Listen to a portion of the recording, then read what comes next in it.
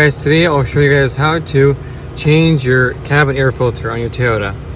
When you open your glove box, make sure it's all empty of all stuff, and this exposes the cabin air filter right here. All I do is detach it right here, and you press those two buttons over there, and that plastic piece comes out. The next thing you want to remove is this plastic piece from the inside of the cabin air filter. Once you remove that, it will expose your cabin air filter. Once you get your new one that fits your vehicle, you put it back on this plastic piece right here, and then you put it back inside. Back inside. There you go. There you go. Make sure you put it nice and snug. Once that's all snug in place, that piece goes first, and that should plug and play.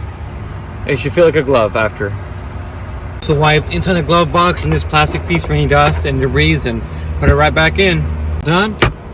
Lock it up and you're good to go.